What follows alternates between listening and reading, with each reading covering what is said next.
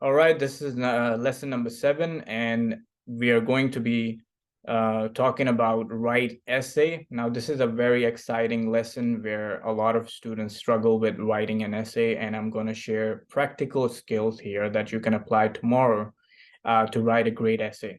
Now, before you go into the exam, you need a lot of practice to write essay, and you should know how a good essay looks like. So I'm going to share all of that in this lesson. So let's get right into it, and let's look at write essay. The agenda for today: first, we're going to look at the strategies that we need to write a good essay. Then we'll try to understand the item type, okay? And what are the things that you should look for when you're writing an essay, and what the item type actually requires you to do, okay? Then we've got a essay prompt, so understanding the essay prompt. How do we understand it? That's very, very crucial to understand the essay prompt before you write anything. Then we will learn how to plan our skills and plan our essay, and we're going to look at some planning skills. Then we will look at sentence skills. We will look at expressing a general idea and how do we refine our ideas, okay? In paragraph skills, we're going to look at expressing reasons. We'll look at topic sentence and support sentences, and we're going to look at editing checklist. Now, editing is going to play a very important role in your essay writing, because you can write the essay, but editing is super important because you don't want to make any mistakes in your essay, and you should be able to edit your essay for clarity and for a bunch of different things that I will share with you later on. Then we are going to look at scoring and how it's marked, how your essay is marked, and then we're going to do a lot of practice as well. Okay, so let's get right into it. What is essay writing? Let me start with an intro. You will have to write 200 to 300 words in 20 minutes, okay? You'll have to analyze a task, which is the essay prompt. You will have to understand the topic, key points of view to present. All right, so let's just look at one of the prompt here and analyze, what are the things that we need to look at. So this here it says you will have 20 minutes to plan, write, and revise an essay about the topic below. Your response will be judged on how well you develop a position, organize your ideas, present supporting details, and control the elements of standard written English. All of that you will have to do, right? You should write 200 to 300 words. Now, the topic here is tobacco, mainly in the form of cigarettes, is one of the most widely used drugs in the world. Over 1 billion adults legally smoke tobacco every day. The long-term health costs are high for smokers themselves and for the wider community in terms of healthcare cost and lost productivity. Do governments have a legitimate role to legislate to protect citizens from the harmful effects of their own decisions to smoke, or are such decisions up to the individuals? All right, so what's the topic? So let's start with understanding the topic here. The topic here is tobacco and smoking, isn't it? And the points of view to present are a wider community. So we've got 3 people who are responsible for this: is wider community, citizens, governments, and the individual. All right. Key points that we need to look at are health costs, healthcare costs, and lost productivity. So when you're writing your essay, and if you're taking a position, if it's up to the government or the individual or wider community or citizens, you want to include such key point. These key points: health cost, healthcare costs, and a lost productivity, because these are some of the keywords that you can pick from the prompt itself. Okay. Now, let's look at some of the strategies before you write. Now, these strategies are as important as once you start writing and after you write, okay? So read the essay prompt carefully. You can get either one of these things to do. Either you'll have to agree or disagree with a statement. So these are some of the types of essays you can get. You'll have to argue for or against an opinion. So an opinion might be presented to you. You might have to support it, or you might have to be against that opinion. Describe a situation. So you might have to describe a situation. You might have to answer a question as well. You might get a certain situation where you'll have to answer a question. You might get an essay where you'll have to discuss the advantages and disadvantages. Okay. Now, super important point here. If you fail to address the requirements or requirement, you will lose marks. So in other words, if you don't answer the question, if you don't answer what is required of you, you are going to lose marks. And if you write about something else other than the topic, you will score 0. So I know that a lot of people follow templates that are given by a lot of institutes, and they think they can write the vocabulary from those templates and they will get really good marks. But that's not true, because if you don't write, if you don't relate those template words to the prompt itself, then you might score 0. Okay, so that's crucial for us to understand the prompt, what it's asking for, and we are writing everything based on what the prompt is asking us to do. Okay. Now, in terms of the other strategies here, we'll have to plan the content of the essay. So before you start writing, you should also plan your content of essay, what you're going to write. Okay, the content will include your introduction, your body, your point of views, and your conclusion. Right? Note any helpful ideas, phrases, or words that you can pick from the prompt itself. Organize your ideas into groups. Okay, so you might have, paragraph 1 is going to talk about idea number 1, paragraph 2 is going to talk about idea number 2, and so you write it down in groups. Sequence your ideas, so you can say, 1, 2, 3, I'm going to talk about in terms of smoking, you talk about healthcare costs. I'm going to talk about healthcare costs first, and I'm going to talk about loss of productivity second, these kind of things. So you should sequence your ideas and then check your plan against the essay prompt. So once you've created a plan, you should say, okay, let me see if it all makes sense compared to the essay prompt. Then check the timer, allow a few minutes at the end for revising, proofreading as well. Okay, so your plan should be, let's say if you've got 20 minutes, you planned everything in 5 minutes and you've started writing, maybe you've written, allow at least 3 minutes for you to be able to reread your essay and edit if necessary. And it will be necessary because you will have to spell check, you'll have to look at the vocabulary, word choice, and you'll have to look at, if you're answering the question itself. So you should allow, I would allow 5 minutes, but if it's up to you, if you're quick enough to edit and if you've done a lot of practice, I think 3 minutes will suffice as well. Okay. Now, while writing, you should write quickly, referring to your plan, and you should keep checking the word count. You don't want to be writing more than 300 words, and you don't want to write less than 200 words. Okay. Pretty straightforward. While you're writing, just write it quickly and keep an eye on the time. Now, in terms of after writing, read your essay. After you've written the essay and you've got 5 minutes, what should we do then? Well, we should read our essay and consider how effective it is. Is the content relevant to the topic given? Okay, the content should be relevant. Are the ideas and the way they are developed clear? Is there an introduction to the topic? So you should have an introduction. Is there a clear conclusion to a topic? The conclusion should be clear as well as it should be presented. Are new ideas introduced in separate paragraphs clear? And obviously, when you're introducing a new idea, for example, lost productivity, that's a new idea. You should have a separate paragraph for that. Healthcare costs, you can have a paragraph about healthcare costs as well.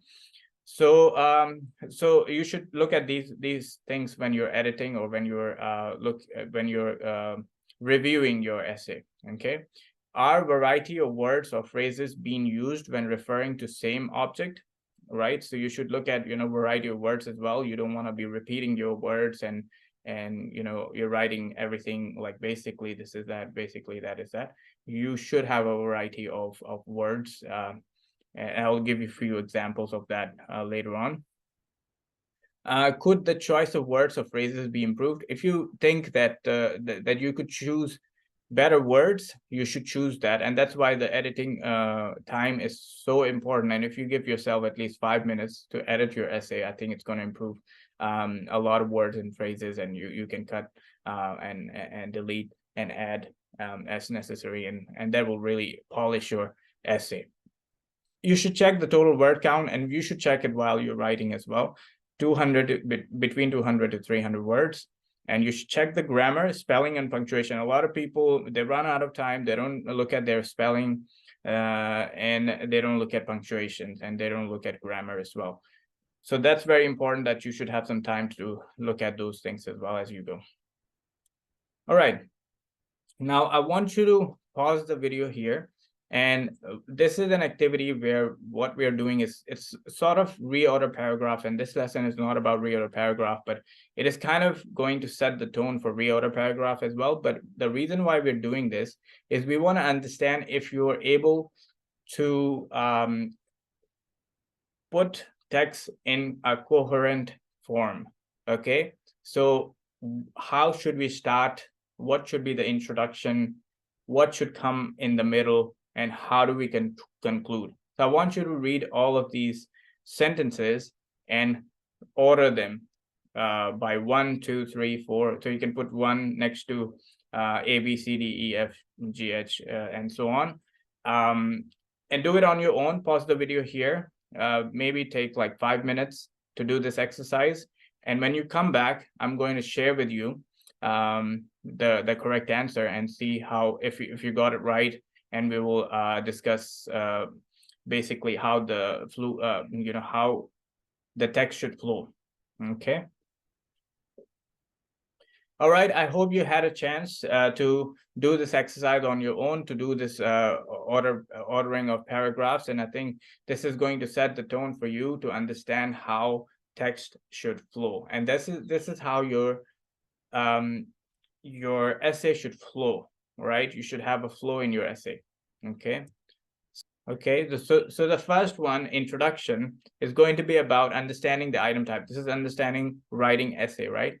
So write essay is a long answer writing item type, number 1, which tests your ability to write a persuasive or argumentative essay on a given topic in 20 minutes, right?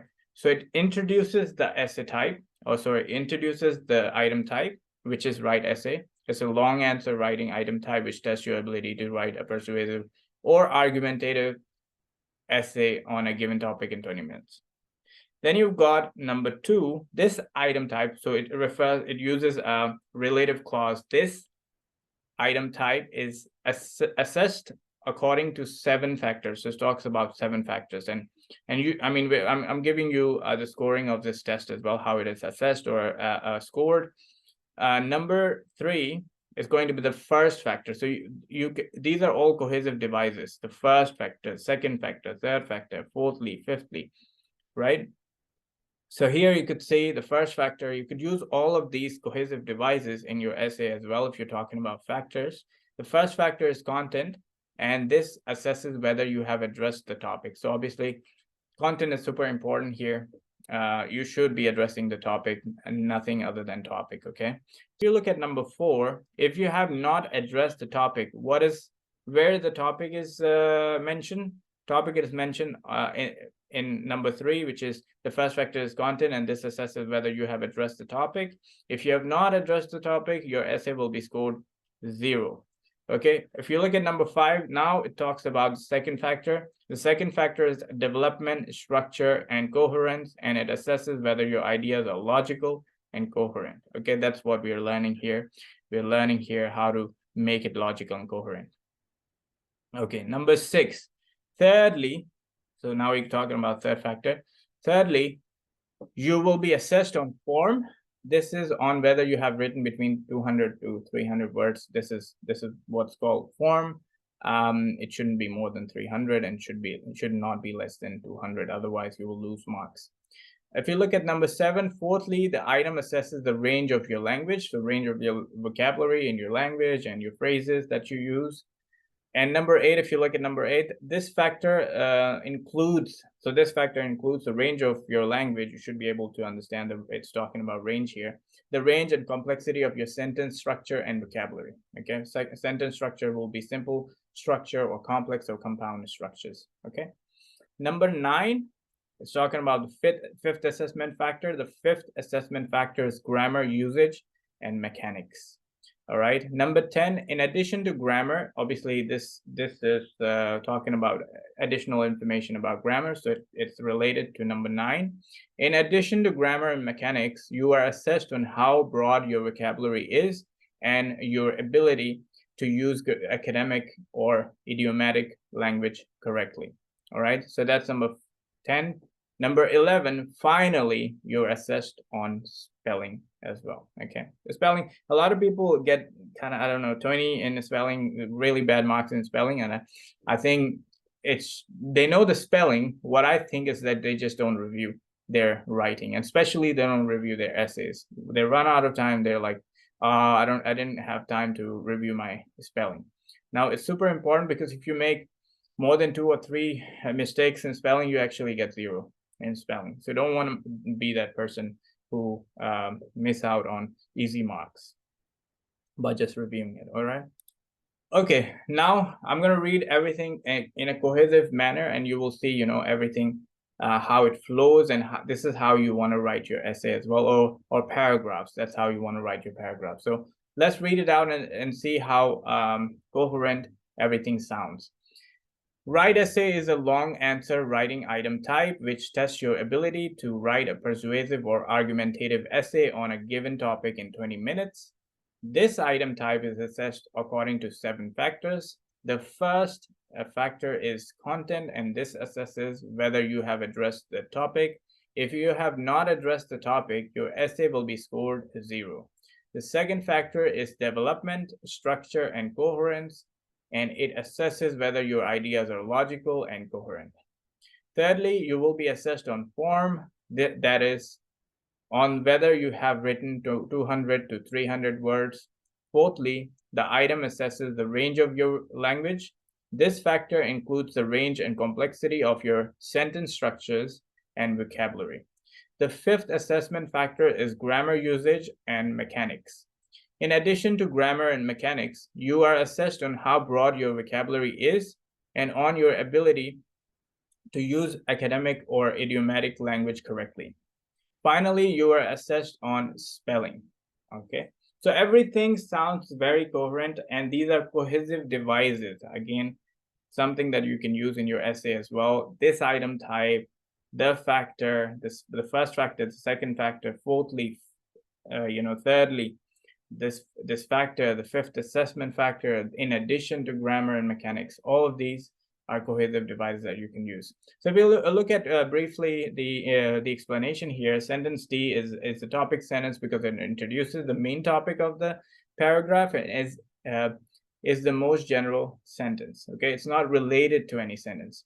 The information given in the sentence is not referring anything back to something that was presented to us before. Okay, sentence K must follow next because the phrase "this item" needs to refer to a previously mentioned description of an item. Okay, the conditional dependent clause, if you have not addressed the topic, tells us sentence C must come after sentence G because the reference to topic only makes sense if we already know the content. Okay, phrases such as the first factor, the second factor, thirdly, fourthly, the fifth assessment factor, and finally are cohesive devices which allow us to order the factors correctly. In addition to is another cohesive device which means as well as or also, and you can use all of these. You can use in addition to, as well as, also, and so sentence A must follow a sentence A must follow a sentence I to be logical. So these are some of the cohesive devices that you can use to make your essay coherent. Okay. All right, now we're gonna focus on understanding the essay prompt. In the start, I did mention that the most important thing that you can do when you start writing your essay is understanding the essay prompt. And the reason why I say that is because you're going to score 0 if you write an essay about something completely different to your essay prompt. So pay particular attention to your essay prompt, understand each and every bit of the essay prompt, and then when you start writing, it'll actually be very helpful for you to be in the to write your essay in the right direction. Okay, so let's just evaluate this essay prompt, and I'm going to read slowly and try to absorb every information here. Education is a critical element to the prosperity of any nation. So that's a statement. Straight away, it starts with the statement and gives me the topic. The topic is education is critical to prosperity of any nation. So if a nation has to be prosperous, or it has to be successful, education is very, very important. It's a critical element, so an important element for any nation's success. Okay, that is my topic. Now I'm going to keep reading. The more educated the people in a country are, the more successful their nation becomes. Similar, but again, it's kind of elaborating. Okay. Discuss the extent to which you agree or disagree with the statement. So you have to either agree, yes, if people are educated, I agree that the nation is going to be successful, and then you can give reasons why you think that.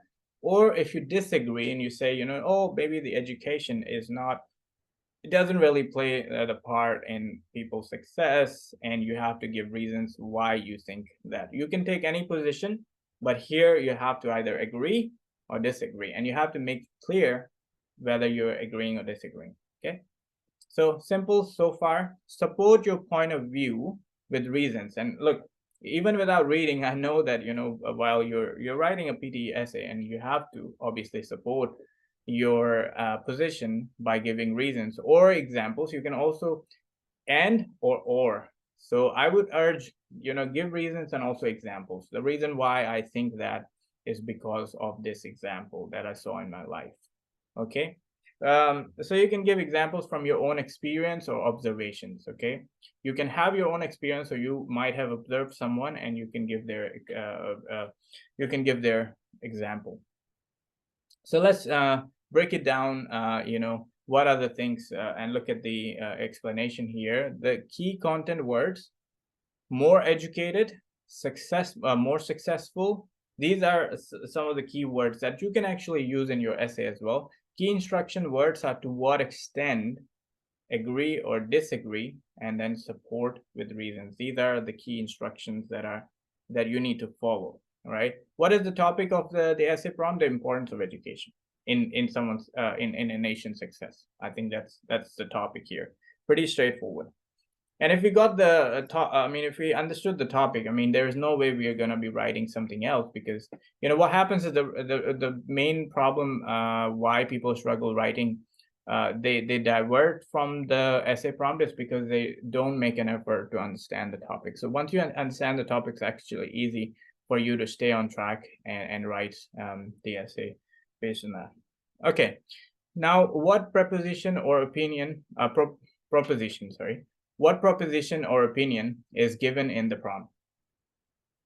The more educated a country, this is the opinion, right? So it's giving you the opinion, and you either agree or disagree. The more educated a country, the more successful it will become. That's the proposition here, or that's the opinion here given to you. Okay. What are the requirements of the essay? You have to agree or disagree. Simple. How much does takers support their answer? They should support by giving reasons and or examples. Cool. Spending time understanding the topic is crucial. I'm again telling you, maybe take 1 or 2 minutes to really dive into and understanding what are the requirements. So we're looking for what are the requirements, what are this, how do we support our answer, what is the opinion, if there is any, given in the prompt, what is the topic, okay, what are we supposed to do, agree or disagree, advantages or disadvantages, all of these things. Okay, now we're gonna focus on, after you have done that, after you have already looked at the essay prompt and absorbed it and understood what is required of you, now comes the planning stage. So you want to plan your essay. How do we plan your essay? Brainstorm and list any words or ideas which will help you to answer the question along with supporting reasons. Okay. Think about the words that you can use. Think about the ideas that I can use. For example, in education, okay, what we can talk about it. The countries that are more successful, I have observed that they have higher education in their secondary schooling, for example, tertiary education. A lot of people go to universities. So that's my idea, and I'm going to be able to support it. Maybe I live in Australia and I can talk about Australia because Australia is a developed nation and has high education requirement. I can use that example and talk about that. So that I will write it down. I will write down that's my idea number one. I'm going to talk about that. Then I can say, you know, people's income as well. Maybe that could be what my idea number two. You might just need 2 or 3 ideas to write down your essay and then just elaborate those ideas, really.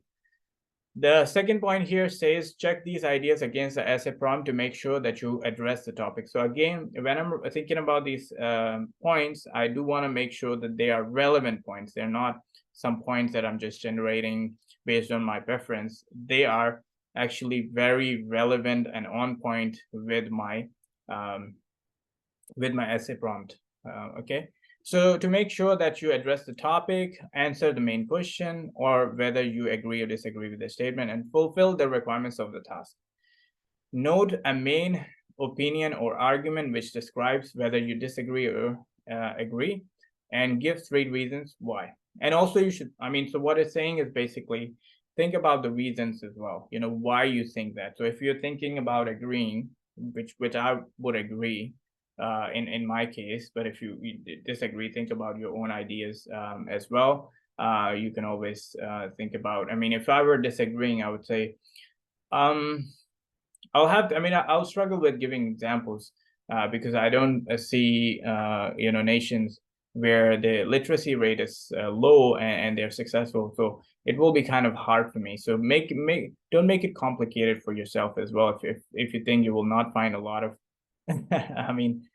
play it safe. If you're not going to find a lot of examples for the other side of disagreeing, maybe just for the sake of this essay, try to agree if you can find more examples.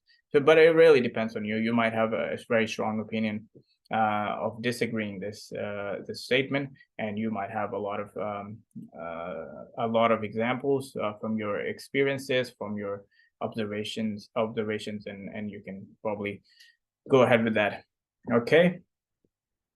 All right. Now, if I were to look at some reasons, like 3 reasons, for example, the main argument here, for the main point for me, for example, is that education significantly improves the prosperity of nations, right? That's my main point, isn't it? Reason number 3, so I'm going to think about 3 reasons why I think so. Number 1, developed countries have high rates of compulsory secondary schooling and high rates of tertiary education, right? That's one reason. And I can elaborate on that, of course. Reason number 2, less developed countries, low literacy rates of literacy, schooling, and tertiary education. And reason number 3, industrial and technological centers, they are often close to outstanding educational centers. For example, Silicon Valley and UC Berkeley in California, right? They are close to educational centers. So we understand that, the educational centers are actually contributing towards the successful businesses like Silicon Valley and UC Berkeley in California. Okay. These are industrial and technological centers, aren't they? So I've come up with some examples, and this is one example, but I've got 3 reasons. I can easily write an essay now because I've already written down 3 reasons or three examples. Now we're going to focus on sentence skills, expressing a general idea. How do we start writing a general idea? So I'm going to write a general idea. I'm going to show you how I will, write a general idea. First, I will write, and obviously this was just a plan here, and you can see this is not a proper sentence. How do we convert this into a proper sentence? Proper sentence, it will say, education significantly improves prosperity of a country. So if you look at that one, education significantly prosperity, I can easily use some words to express that general idea. First of all, that's the general idea. Education significantly improves prosperity of a country. Reason number one, developed countries normally have, and you can use this significantly, normally, usually. Developed countries normally have high rates of compulsory secondary schooling and high levels of tertiary education. Less developed countries usually have lower rates of literacy, schooling, and tertiary education. Industrial and technological centers are often located close to outstanding educational centers, for example, Silicon Valley and UC Berkeley in California. Often, usually, normally, significantly. All the adverbs we can use to explain, to emphasize as well, or point. Now we're going to see how we can refine our ideas. Now, how do we refine our ideas? Sometimes, in the stat you saw, we came up with 3 ideas. We want to talk about those 3 things. How do we then refine our ideas?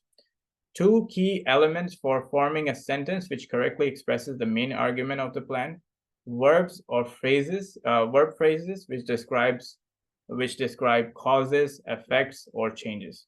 And I'm going to share with you more detail here, but verb or verb phrases. So obviously, if you go back, you could see located. That's a verb. The first one, for example, improves. Improves. That's a verb you're using. Normally have. That's a phrasal verb. Usually have.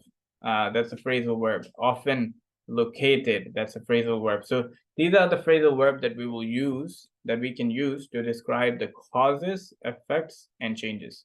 Noun phrases. We can also use noun phrases, which describes the factors that create changes and results of changes. So now we're going to look at verb which signal causes, effects, and changes. Okay, in this case, we can use any of these, and I'm giving you a few of them, but you can always use more than that if you know more. And obviously, you will have to learn more as you go once you start writing your essays. For example, here we could use increased education causes greater prosperity, a wealthier society, a more skilled workforce. You can use any of these phrasal verb phrases. For example, results in high rates of literacy, results in a more skilled workforce. Compulsory secondary schooling leads to higher levels of living. A better educated society makes for economic growth. So makes for, leads to, results in. These are phrasal verbs that you can use instead of cause, causes, and you don't want to repeat as well. I mean, you're showing the strength of your vocabulary use and word choice use and phrasal verb and noun verbs by using a variety of these phrasal verbs or verb phrases. Okay. Now look at negative verb phrases. So if you wanted to say does not cause, so increased education does not cause. So if you were disagreeing, you would say does not cause greater prosperity. You could use does not cause, fails to result in, does not lead to, cannot make for. These are some of the phrasal verbs that you can use as well. And please note them down. I mean, I think this will definitely be very helpful for you if you use them in your essay writing. Now let's look at adverbs, which signals. So we did talk about this and the adverbs. So you can use all of the adverbs like rarely, sometimes, often, never, significantly, greatly, moderately, generally, may, might, could. All of these adverbs you can use to kind of emphasize your verb as well, right? Rarely causes, or if you're agreeing, significantly causes. or greatly causes, or greatly results in. Use these adverbs in your writing. You'll see your score, you're gonna improving significantly. I mean, I'm using my adverb right now, but I'm definitely sure if you use all of these adverbs, your score is going to improve significantly. It's going to result in a significant increase of your score. Okay, so please use them. That's why, and please note them down if you want to, and start using, make it a habit of using these adverbs in your essay writing. Now I want to share with you noun phrases which describe factors, influences, and results. You have noun phrases before the adverb and verbs, and you have noun phrases after, right? So increased education, that's it's a noun phrase, right? Education, and if the way to make, and I can share the structure with you, but don't really worry too much about the rules here. Just start using them. Increased education, you can also say education, but increased education, which is the adjective participle plus the ed. So you've got increase, increased, increased plus noun is education. Increased education then generally leads to, and then you have another noun phrase, increases in prosperity, decreases in prosperity, changes in prosperity, or all of that plus the noun phrase. Okay. So noun phrases suppose prosperity levels and increases in, and you can have that increases, decreases, changes, improvements, reduction in, all of that. Another noun phrase that you can use on the left hand side, you can see high rates of literacy, adjective plus rates of something or levels of something plus the noun, high rates of literacy. And compulsory secondary schooling, adjective plus noun. If you're not comfortable with rules, don't worry too much about the rules, but just get an idea that you can always, use these different vocabulary together to make your writing even better. All right. You don't want to be writing a basic essay. You want to be writing a good, really good variety of vocabulary in your essay. Okay, now let's just talk about paragraph skills, expressing reasons. So now, when we talk about our general idea, we talked about a general idea, we presented a general idea. Now we want to express the reasons why we think that. The grammatical structure used in the reasons are noun phrases plus the adjectives and nouns are used to describe the countries or places in all three reasons.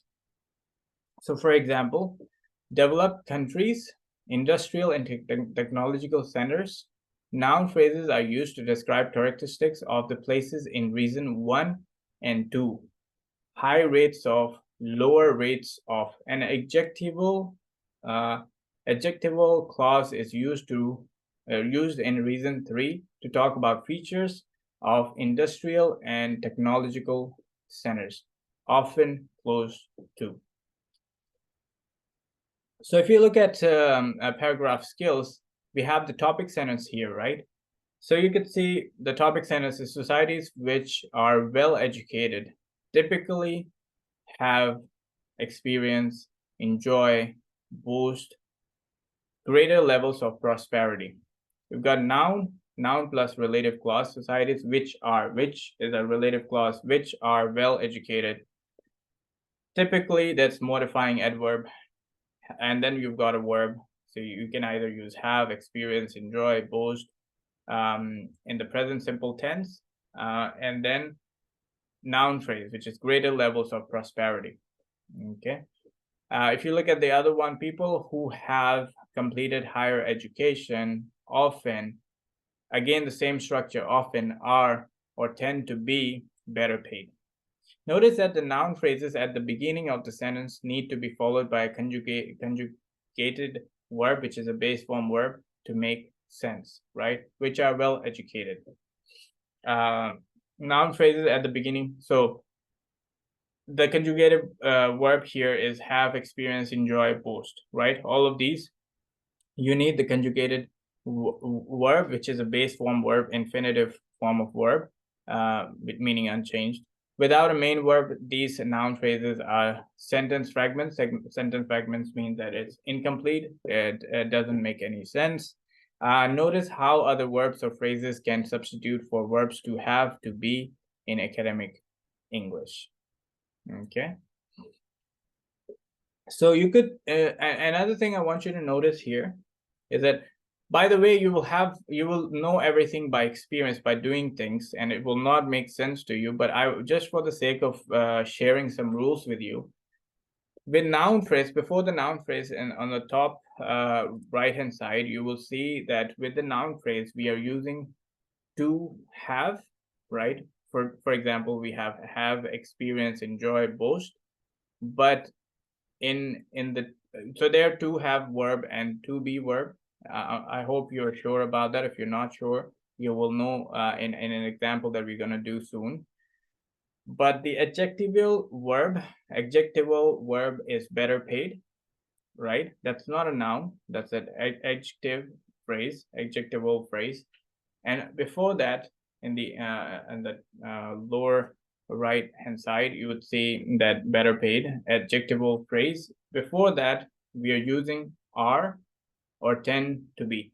This is to be verb. This is not to have verb. This is to be verb, and we use to be verb before the adjectival phrase. Okay, so you're gonna know, you're gonna see that in an example, and I will kind of ask you what's wrong with one of the sentences, and you will be able to identify that. I think yes, for my job is to show you the rules, and I'm definitely going to be sharing rules. But if you think the rules are going to help you, don't rely solely on rules.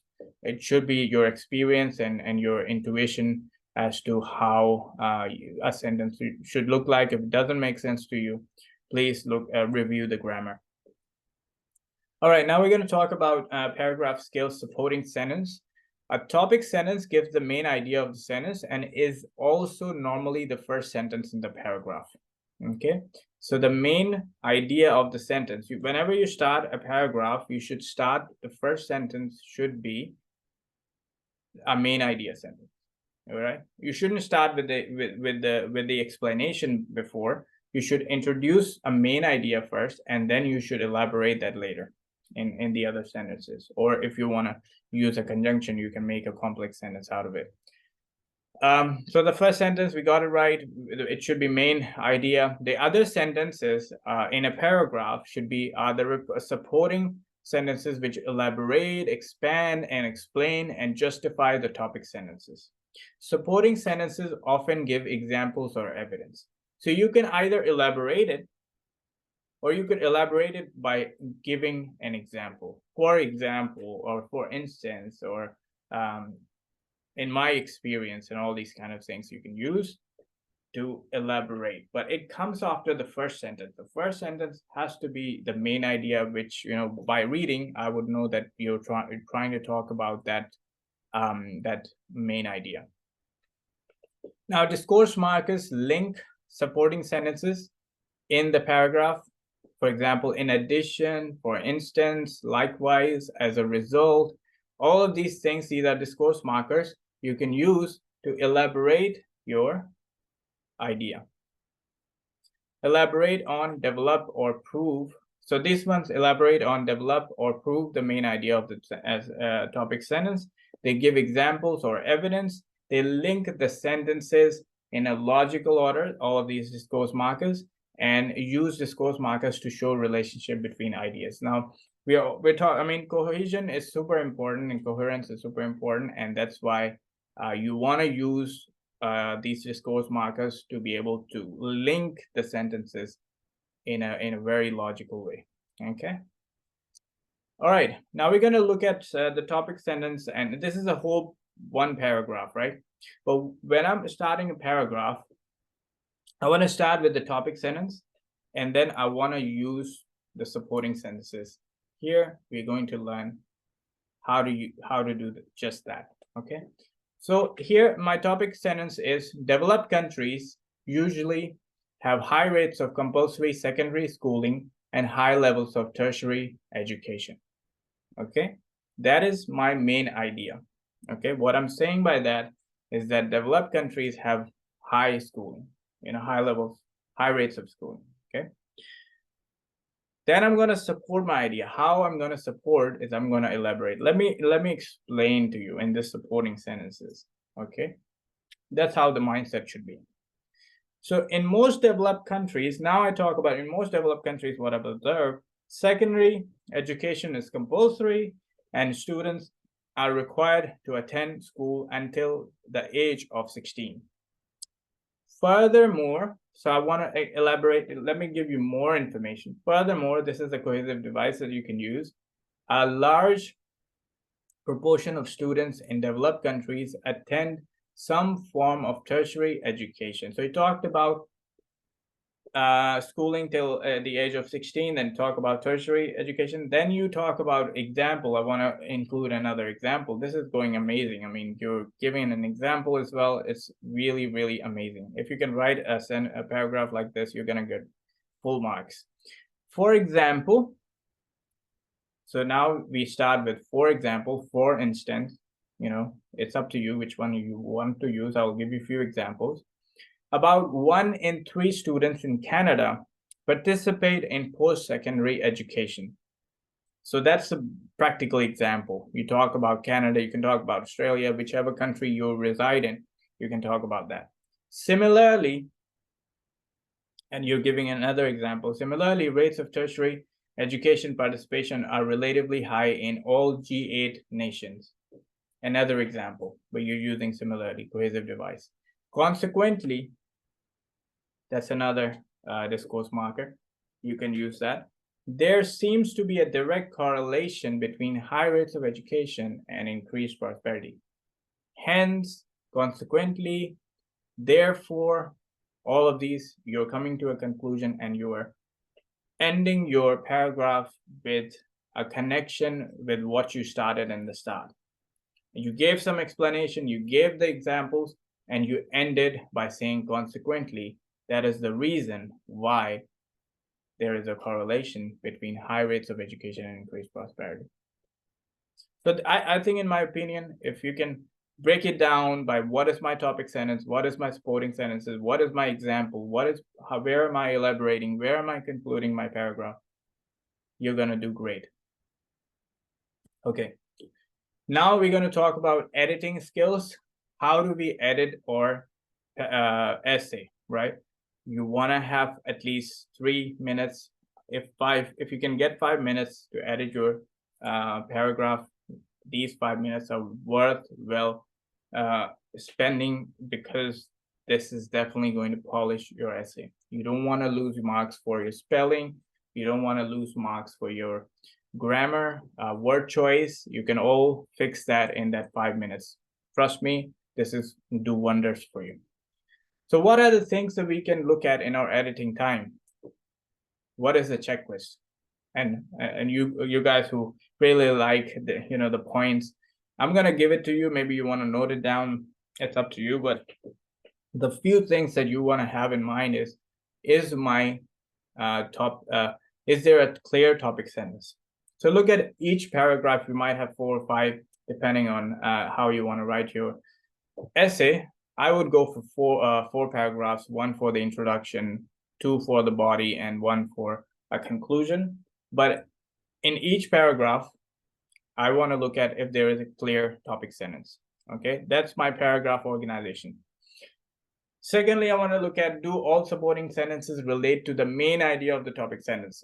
There should be correlation between them. There should be a connection between the supporting sentences and the topic sentence. It shouldn't be that topic sentence. I started by saying developed countries have higher high schooling rates, and then I'm talking about something completely different. I'm saying that education should be made compulsory in let's say less developed countries. This is not a match, right? So you should always be matching. Your sentences should be matching back and referring back to the topic sentence. Okay, our supporting sentence logically organized? So it should be logically organized. Furthermore, like, how are they logically flowing, giving examples, in the end concluding? Is it logical from the start to the beginning? So from the beginning to the end. Are supporting sentences connected with linking words or phrases? So again, linking words, please use them because they really are very helpful and they show how good your writing skills are. Okay. Also, so this is the paragraph organization. Always look at these 4 things. And then you want to look at grammar, vocabulary, and spelling. Do not miss on that. First thing you want to look at is the verb to have used correctly in the noun phrases. And again, I'm going to show you the example where we're going to look at this, but you want to look at by experience, are the tenses, and indirectly what you're looking at is, are the tenses correct? Where you should use to have or where you should use to be. Okay, to be verb is obviously is, are, was, were. All of these verbs are to be verbs and they are used with the adjectival phrases, so you should know where to use them. And if you think they're not used correctly, please review them and correct them. Are there any sentence fragments? So is there a segment, is there a sentence without any verb? If there is no verb, then you want to add the verb here because it's not going to make any sense. It will be a sentence fragment. Okay. Is punctuation used correctly? Is the punctuation used correctly? So you want to look at commas, you want to look at capital letter in the start, you want to look at the full stop, all of these things you want to review as well. Is there a variety of vocabulary? Words are not used repetitively. So for example, furthermore, you're using furthermore everywhere. You don't want to use that. You want to have some kind of variety as well. Even in your written discourse and for the devices, you want to have variety, and you're not repeating your words. Okay. Spelling accurately. Again, I can't emphasize on that more. You can't have spelling mistakes. This is super easy to fix. And I feel a lot of people, when I check a lot of essays, I give them more time to review and they are able to come up with perfect spelling. But then when they go in the actual exam, they just tell me that I didn't have enough time to check my essay, and they get 0 in their essay, or sometimes 20 out of 90 in spelling. And I'm just shocked. I mean, it happens. So I don't think people have problem with spelling. It's just that they don't review it. So please review it. Okay. Editing time, super important. If people think that my job is just to write an essay and forget about it, you're gonna get really bad marks if you don't take editing seriously. All right, now we're gonna do a little bit of practice, and here we can apply all of those skills that we just learned. And how do we edit this? For example, this is, I want you to pause the video here and I want you to apply all of the rules we just discussed. You can go back and rewind the video and see what are the things that we should look at. I want you to apply all of those skills and I want you to edit this paragraph, please. I'll see you in 5 minutes. And once you're back, we will review how we can edit this paragraph. All right, I hope you're back and you had a chance to review this paragraph. So let's read it out and see what problems this paragraph poses for us. Similarly, rates of tertiary education participation have relatively high in all G8 nations. In most developed countries, secondary education have compulsory, and students, you can see educations have compulsory. Is compulsory or have compulsory? This is what I'm talking about. This compulsory is adjective, right? It's not a noun. And that's why we use the to be verb here. But anyway, I'll show you how we're going to edit this. So there are a lot of issues with this paragraph already. I see them, but I'm going to show them, what are the problems and how we fix them. I'll carry on reading and see.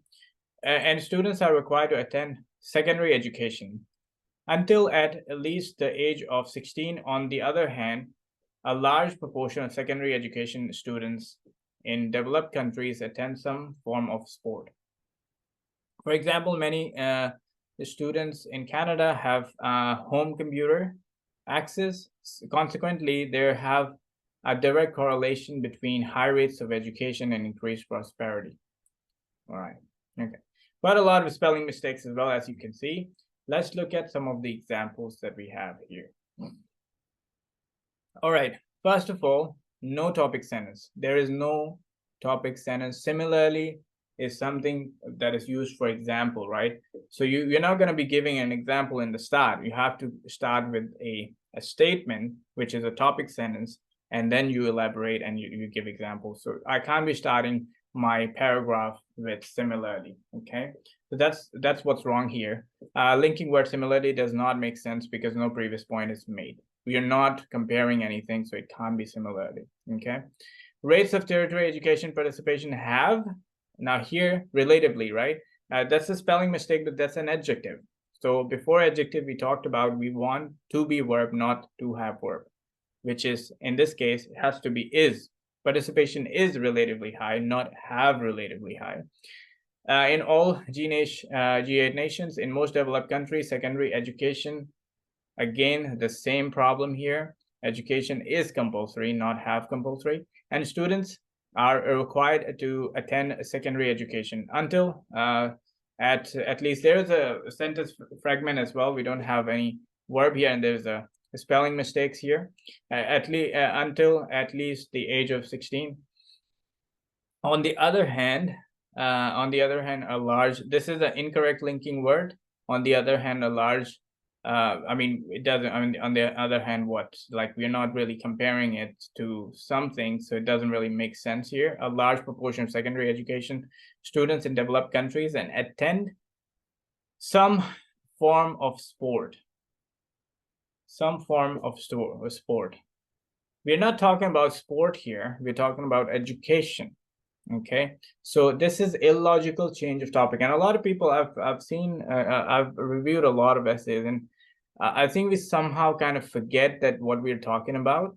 We kind of divert, and a lot of people have this habit of diverting from the topic. We should be very crystal clear about our topic is education. We want to stick to that, but they're just talking about sport for no reason. So that's why illogical change of topic, and don't want to do that. For incorrect punctuation, obviously, for example, here it's illogical as well, and also it's incorrect punctuation. After full stop, we want a capital letter, so full stop. Many students in Canada have a home computer access. You're talking about sport and then you're talking about home computer access. That doesn't really make any sense. Consequently, there has to be a there is a direct correlation. This is to be is used after there and there and before a noun phrase. So this is not a noun phrase. So so obviously you want to check for your tenses and you want to check for your verbs and what kind of verb is needed, right? There are correlation between high rates of education and increased prosperity. So I can really work with this paragraph, and you can see so many errors in the paragraph. And when you're writing, you don't really realize that you're making such mistakes, but when you're editing, you're like, wow. And if you can correct all of these mistakes, can you imagine your score going from this to this? I mean, you might score B1, you might score 50 out of 90, you might score 79 or above just by correcting these errors. So that's why I keep saying that editing time is super important, and you want to make sure that you utilize it in the best possible way. All right, now we're going to look at the corrected one, and I want to show you the correct form of this paragraph, and I want to show this is the paragraph that's going to get you 90 out of 90. Okay, here is more correct paragraph, which includes the topics. So we have introduced the topic sentence. We have got logical supporting sentences. We have got correct organization and accurate linking words and accurate grammar, spelling, and punctuation. How should it look like? I'm going to share with you. Developed countries have high rates of compulsory secondary schooling and high levels of tertiary education. In most developed countries, secondary education is compulsory, and students are required to attend school until at least the age of 16. Furthermore, a large proportion of students in developed countries attend some form of tertiary education. For example, about 1 in 3 students in Canada participate in post-secondary education, not sport, right? Similarly, rates of tertiary education participation are relatively high in all G8 nations. Consequently, there seems to be a direct correlation between high rates of education and increased prosperity. Make sense? I think it does, because that's how we want to write a topic sentence. We want to relate all the supporting information, and it should be coherent. It should be coherent with your topic sentence. Okay, and you can use the discourse markers and cohesive devices to do that. Now we're going to look at scoring. So let's talk about scoring. In terms of content, please address the topic. Appropriateness of details, examples, explanations used to support your point of view is also scored, not just topic. So topic, appropriateness of details, the details that you're including, the examples that you're giving, the explanations that you're giving to support your point of view, that is all scored. And that should all be coherent and logical and should be talking about the topic. Representation of topic will score 0. Simple as that. That is really simple to understand. If you're going to be talking about something else, if the topic is education, you're talking about sports, your topic is smoking cigarettes, you're talking about other drugs or alcohol, you're going to score 0. I mean, you deserve to get that 0 because, to be honest, you're not answering the question. A lot of people have this habit, and I mean, it kind of annoys the examiner as well when they're marking these sheets because they're not really, yeah, their writing might be really, really good, and people are very self-confident that their writing is good. But if you don't understand the requirement, you're most likely to lose your marks. So please pay attention there.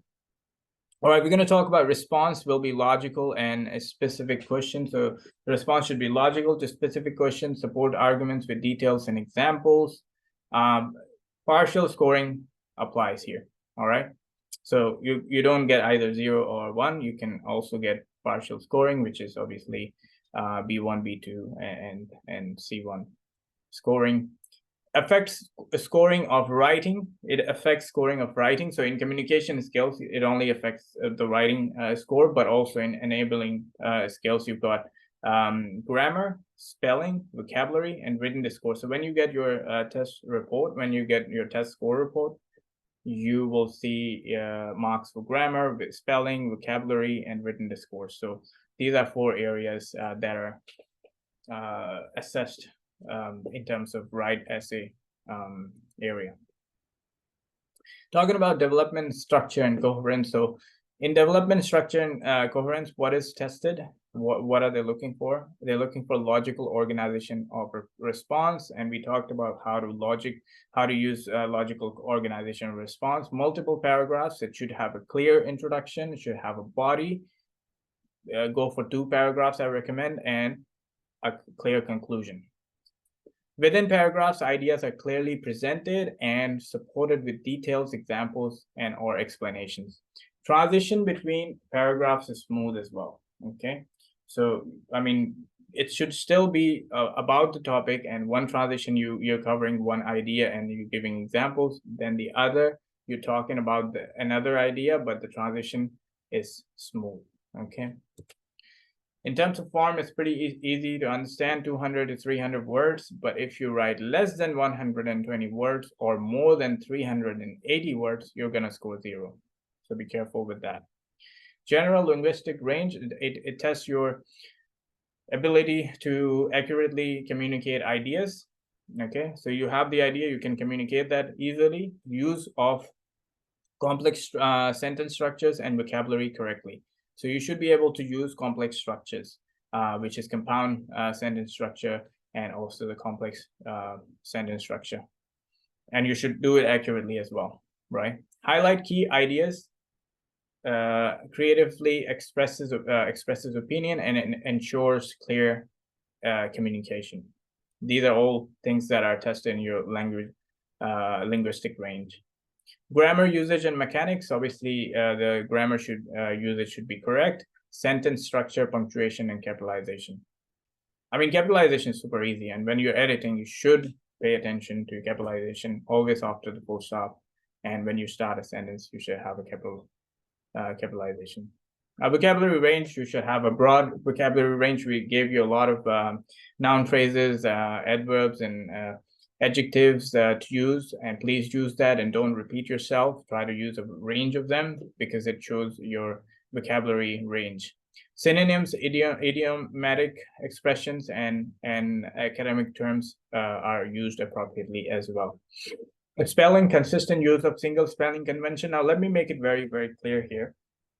So some people use American spelling convention. Some people use British or Australian spelling convention. Try to stick with one, all right? Throughout your writing, don't use mix of both.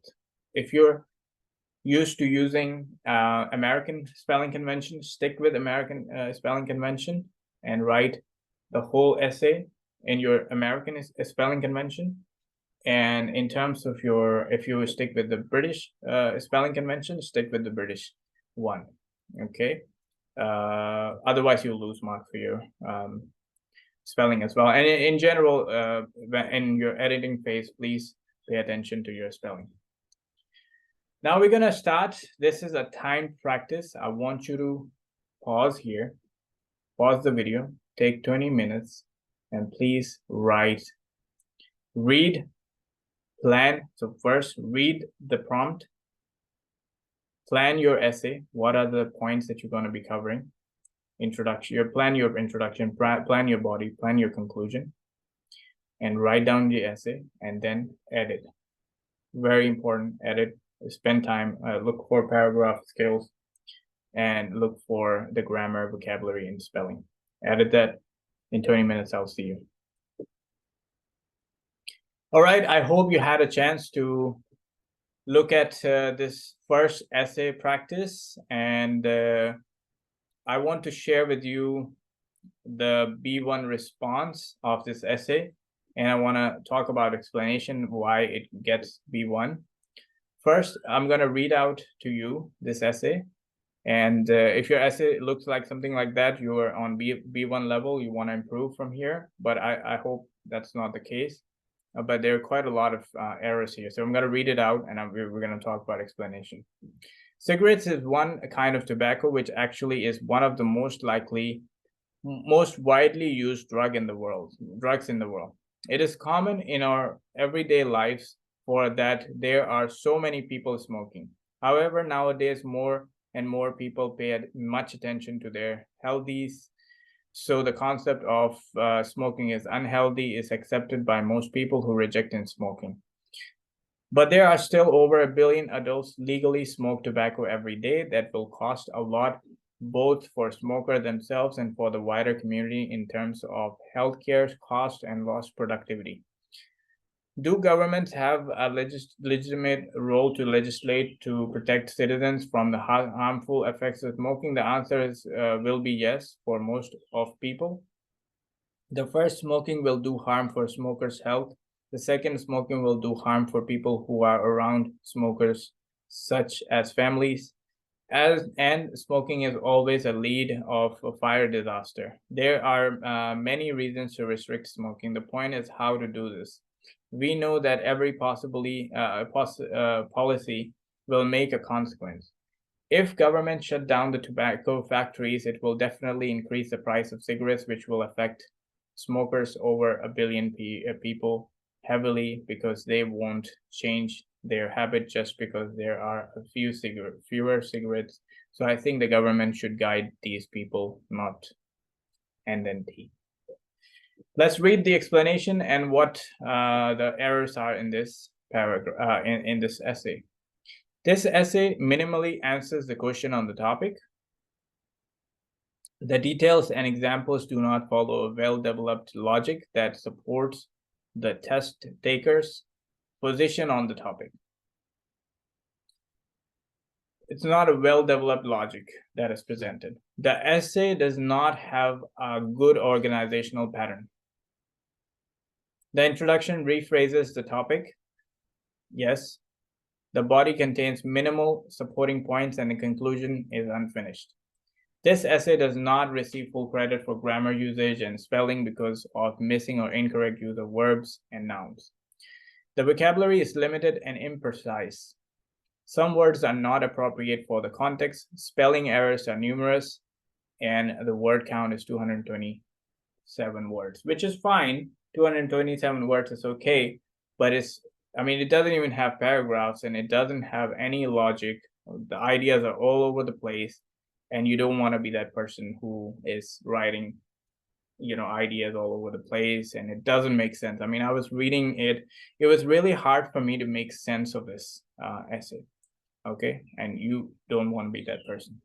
Let's look at B2 response. It does have a good structure, as I can see, but we'll read the explanation and understand what's wrong with this one. These days, statistics have shown that all around the world, over 1 billion adults legally smoke every day. Also, these numbers are expected to increase if nothing is done. It takes two to stop the numbers arising, and therefore the government and the smokers have to cooperate to make the country smoke-free. The government should control the amount of smokers, as the rising number could cause lost productivity and increase in the crime rate.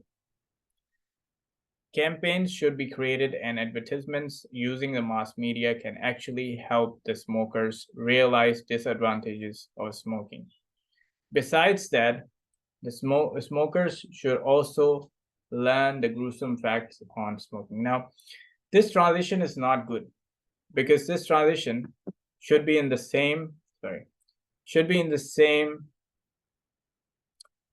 paragraph, right? Besides that, right? So that's a good cohesive device, but it should be, because it's the part of the same idea, it should be connected in the same paragraph. Okay, but we're using a different paragraph. Let's just keep reading.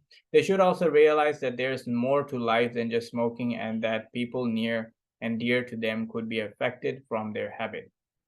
Studies have shown that people who have family members who are smokers can actually contract diseases such as cancer and other lung diseases. Moreover, the increase in the number of smokers can actually mean that there would probably be an increase in crime rates as well. Smoking would then lead to other dangerous issues like drugs, prostitution, theft, and even murder. Therefore, the government should act immediately to avoid further damage to society. Certain smokers who want to quit can find it hard to do so, and this is when the government's help can come in handy. This is by increasing the age limit for adolescents to smoke, increasing tax on tobacco products to make it a lot more expensive, and also to provide support groups for smokers who wish to quit. In a nutshell, smoking is indeed a problem to the nation, and it takes two to work it out. The government and the smokers themselves should work side by side to solve this issue. So there is an opinion presented as well, and it's saying, they should work together to solve this issue. Well, let's just read out the explanation. This essay answers the question on the topic and is well organized. It's better organized, I would say. There is a clear introduction, body, and a conclusion. In the body, the main ideas and the details relate to the main point of the essay. However, some main ideas are not well supported with details, examples, and explanations. So you see, like we talked about, we should introduce a paragraph with a clear topic sentence, and then we should elaborate with examples and kind of have a conclusion if you can. If you can't, that's fine, but it should have supporting details, examples, and explanations. There are obvious grammatical errors, yes, in sentences with complex structures. However, most grammatical errors do not hinder communication. Imprecise vocabulary presents the response from receiving full credit for a general linguistic range. Vocabulary range is good, and cliches are used sparingly. There are no significant spelling errors. The word count is 299 words. Okay.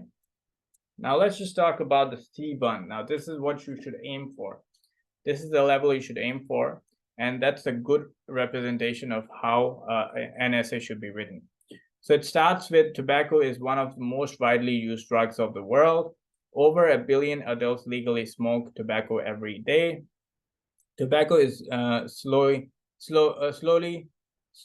tobacco is slowing, taking 1 billion people in the world towards doom. It should be slowly. But I mean, there are some spelling mistakes here as well, but this is C1, so it's you still have some margin of error here.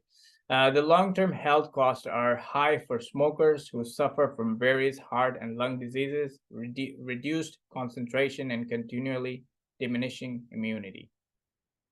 Non-smokers accompanying smokers or those who are in their close vicinity also become passive smokers and bear the toll of various inevitable diseases as they inhale the smoke, which has an ill effect on their respiratory systems. Thus, the health costs are high, so thus it's used very comfortably here. Thus, the costs are high for smokers themselves and for wider community in terms of healthcare costs and lost productivity. There has been awareness among people for many years about the ill effects of smoking and various campaigns run by the government, NGOs, and local bodies to encourage people to quit smoking. But the results have not been impressive. The solution is to nip the problem in the bud. Idiom used quite comfortably as well. School authorities and parents should keep a close eye so that children don't start to smoke because they think it is cool. They should be made aware about the harmful effects of smoking. So far, so good. Governments should play a vital role too. So now we're talking about government's role. Smoking should not be high hand in advertisements and movie commercials, which have a huge impact on people. So it's talking about what the government should do. It could levy high taxes on tobacco products to keep people away from its reach. So it's talking about what the government should do again. Rules for checking children buying such products should be made stringent. Perfect example, really. So introduces the government, what the government should do, and then talks about the details. That's great. The onus to protect from such products also lie on individuals, as willpower always does the trick. The knowledge of importance of being healthy has to be realized from within. It goes a long way to check the problem. Thus, the solution requires both legitimate action and strong individual decisions to eliminate the power. So there is a scope of improvement still, I'd say, but it's a lot better. And this kind of essay, if you wrote this kind of essay, you're going to get C1, yeah, which is good. So that's what you should aim for. But I think there is some improvement there as well. And I felt that it's too long. I think you can, in your editing phase, can make it more precise. And you can summarize it a little bit. But 300 words, I think if you write 300 words, in my opinion, you might run out of time. So you want to make sure, you're writing in the sweet spot of like 220 words to 230 words, which I think I recommend that because you will get more time to polish your work if you write less words. Okay. Now let's read the explanation here. This essay answers the question on the topic. The role of the government and the individual are well explained, and supporting details are provided. There is a good development of ideas and a logical structure. The main ideas are introduced in the first paragraph, and the test takers answer to the question is restated in the conclusion. General linguistic range and vocabulary range are excellent. The vocabulary is precise and expresses subtleties and nuances. Idioms are also used appropriately. Minor grammatical errors prevent this response from receiving full credit for grammar, usage, and mechanics, although the intended meaning of the sentence is clear. Spelling is excellent, and the word count is 300 words.